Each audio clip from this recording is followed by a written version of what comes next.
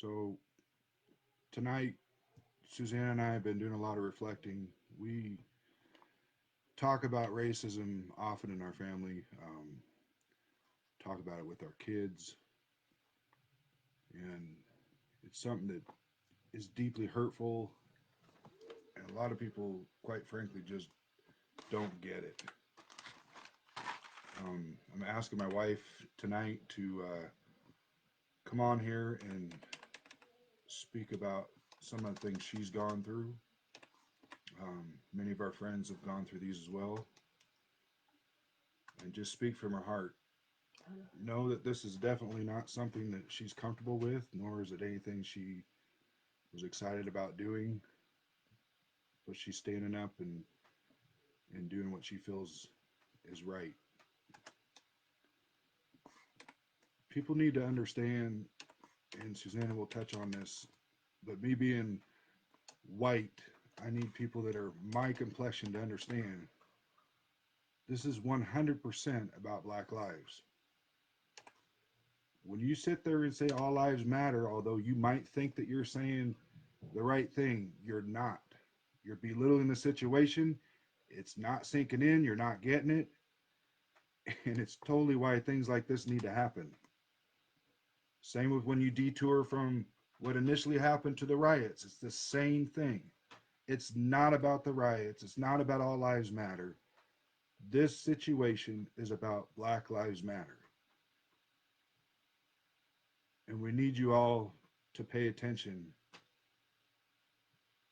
and listen to listen. Don't just listen to put in your point of view.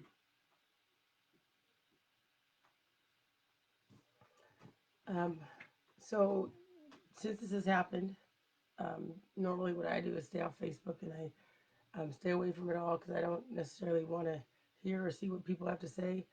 Um, in fact, I think my own mom asked me if I wanted to go to some service or whatever.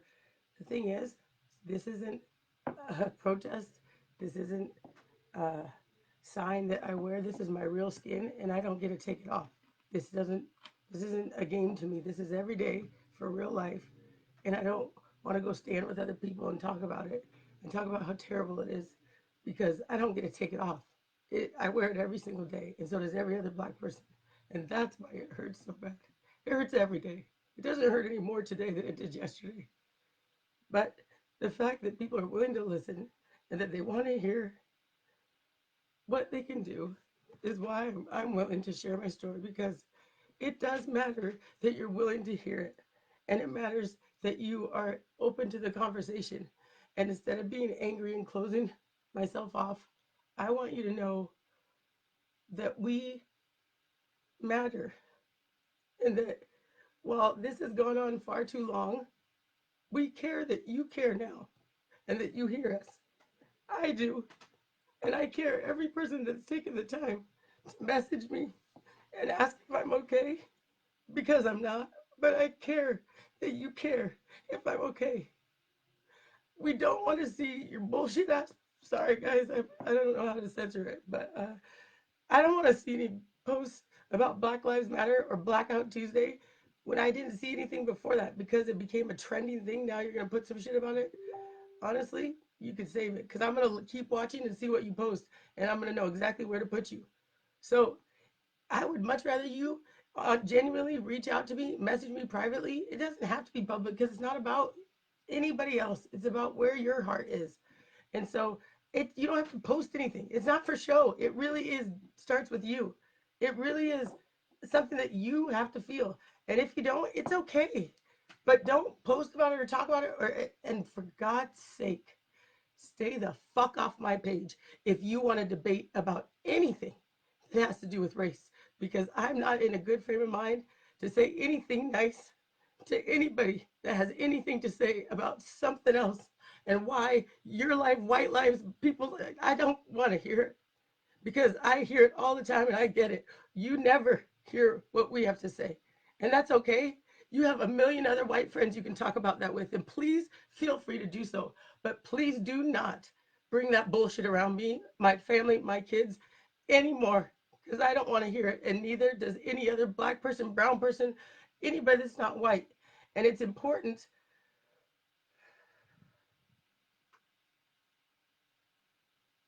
that you see a real person that you know share with you, honestly, more than just a Facebook warrior that can just type away. Because I grew up with all white people. I grew up with not one person that looked like me. I didn't have even parents to go home to that had the same color skin as me. And that's okay. And that's okay because I had an opportunity to share with those people in my life, just like I do right now, what it feels like and what it's like to be Black today, just like it was then, just like it was any other day. Everything I learned at a young age when I was 3 years old, probably maybe 5, walking across the Wenatchee High School park.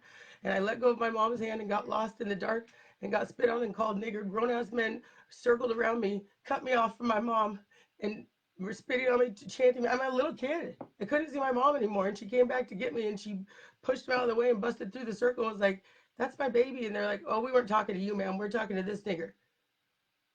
That's here in Wenatchee High School, in the parking lot, in the grass at the time. Or at 5 years old when I'm walking down Grant Road, and because I don't have a Black family, I have a white family, and and I'm so proud, and I show up to my best friend's doorstep, and I'm so proud because some white-haired old-ass man flipped a U in the middle of Grant Road and gave me a watermelon to take home to my mom. And you know what? I never knew what that meant because I don't have any Black people around me until I went in the Marines, and I realized that was, I knew when I showed up on my best friend's doorstep and gave her the watermelon, and I was so proud, and to look in her face, and I knew something was wrong, and it wasn't. I was so proud of that watermelon, and it wasn't supposed to be that way, and I knew. She never told me why. She never told me, and I didn't find out until the Marines that fried chicken and watermelon. That was a message sent home to my mom because he just assumed I had a Black mom. That's here. That happened here. When I was a senior in high school, I got asked to leave a history class because the history teacher didn't think he could handle going over the civil rights movement with the cowboys in the class and me. So I have to leave. So that's okay. But I just learned at a real young age that anything anybody else did or was able to do, I had to do 100 times better, and that my character and my performance is what was going to qualify me. And that's okay too. But what's not okay is that 20 years later, when I'm on my second round of kids, nothing's changed. That's not okay. And it's not okay for you to belittle the situation and act like you understand and you care about other people's lives when you don't hear what we're saying. If you don't understand, or if you don't know what to say, or you just want to, then shut the fuck up. Please, please, please, just be quiet. Just be quiet because you are part of the problem. And maybe nobody else will tell you that because you used to live in your white privileged world, which is another thing you hate to admit or hear. And that's okay too. But do that over there with all your white friends. Because the people that do want to make a change, this is what's going to do it. It's you reaching out and all those posts over and oh, they're on some more shit over there. They're on some more shit. Yep, more shit. Because you know what? This is real life. It's more shit. Yeah. And it's going to keep being more shit until we stop it. And it's our responsibility. And you can only be in charge of you. So I'm asking you from the bottom of my heart, for my kids, for my 3-year-old that's coming in this room, for my 20-year-old that is so enraged because I used to tell her stories about stuff like this, for your kids, please stand up and take a stand and listen. It is time to make the change, and it matters. Thank you.